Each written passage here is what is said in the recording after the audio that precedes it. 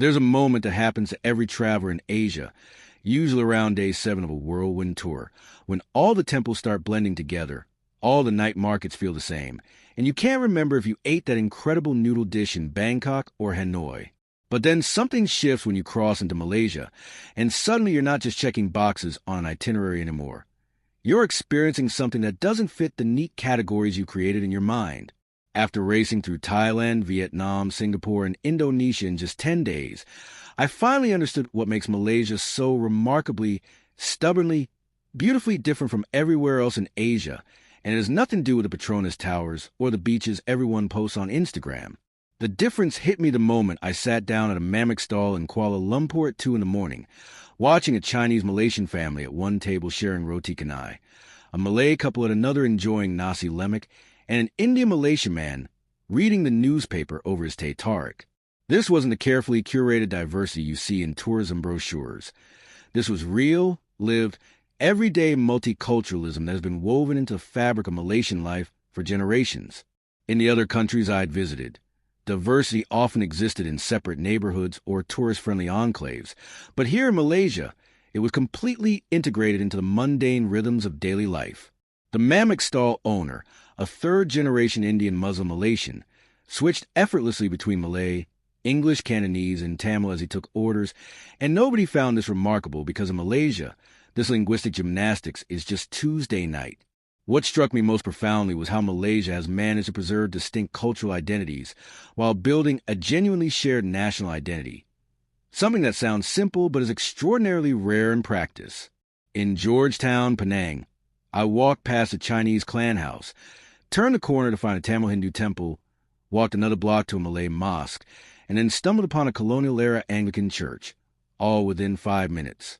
But unlike the cultural district feel you get in other cities where diversity is almost museumified, these weren't attractions.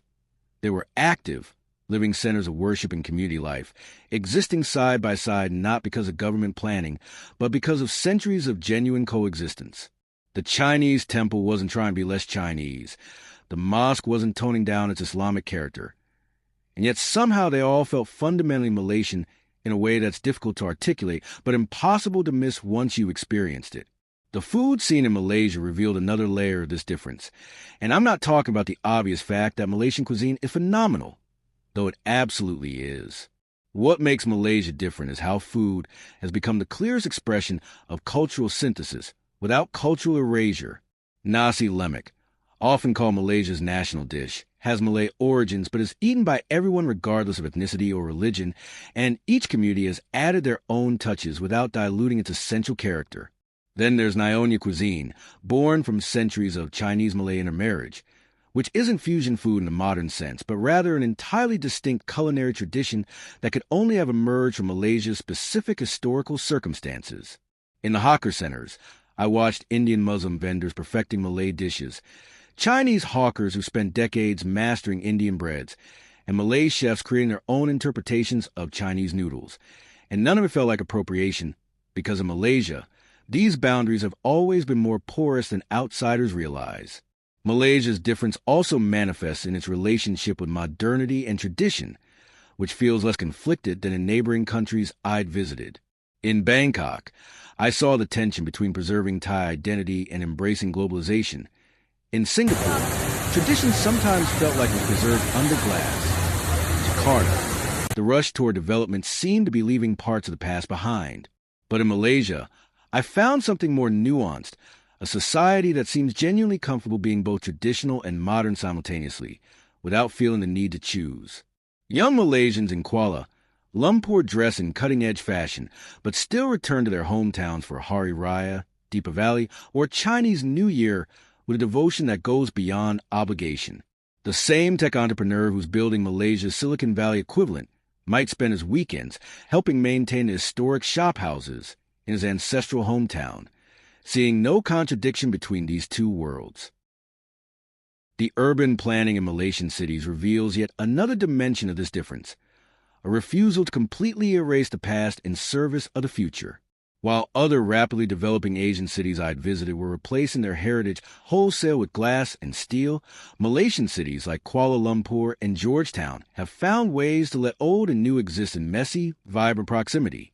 You'll find century-old shophouses with their original facades intact operating as modern cafes, traditional textile shops next door to co-working spaces, and hawker stalls that have been serving the same dish for 3 generations located in the shadow of billion-dollar developments. This isn't always neat or aesthetically perfect.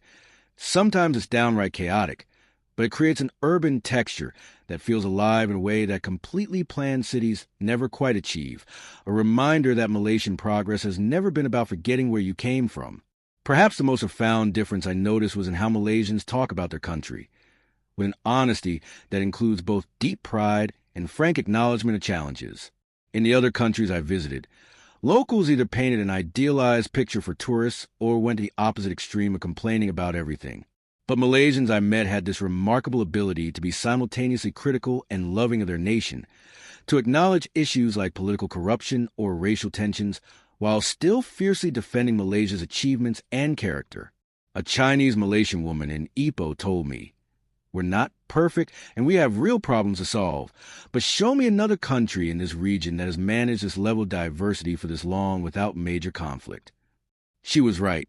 Malaysia's success at maintaining relative harmony in one of the world's most diverse societies is genuinely extraordinary, even if it doesn't always make international headlines. The economic story of Malaysia also sets it apart in ways that only became clear to me after seeing contrasts with neighboring countries. Malaysia has achieved a level of broad-based development that's remarkable. This isn't a country where wealth is concentrated in one gleaming capital city while the rest struggles. From a modern infrastructure in Kuala Lumpur to the developed towns of Penang and Johor Bahru, from the agricultural prosperity of Cameron Highlands to the oil wealth that's been shared across states, Malaysia has managed to spread progress more evenly than many of its neighbors. The country has built a substantial middle class, maintained free health care and heavily subsidized education, and created economic opportunities that have allowed different communities to prosper without zero-sum competition. It's not perfect, and inequality certainly exists, but the baseline quality of life for ordinary Malaysians is something the country should be genuinely proud of. Standing on the viewing deck of Petronas Towers on my final evening in Malaysia, watching the sun set over this impossible, improbable, magnificent country, I finally understood what makes Malaysia different. It's not one thing. It's the accumulation of 1,000 daily choices to build bridges instead of walls, to preserve identity while embracing others, to move forward without forgetting where you came from, and to create something entirely new while honoring everything old. Malaysia is different because it represents a kind of hope that's increasingly rare in our divided world. Proof that diversity isn't just something to be tolerated or managed, but something that, when genuinely embraced, creates a society richer and more interesting than any monoculture could ever be. As a nation, Malaysia is still writing its story, still working through its challenges, but the fundamental plot line of different peoples choosing again and again to build something together is one that should inspire not just pride in Malaysians, but hope for all of us. This is a new channel dedicated to uncovering the real stories behind Malaysia.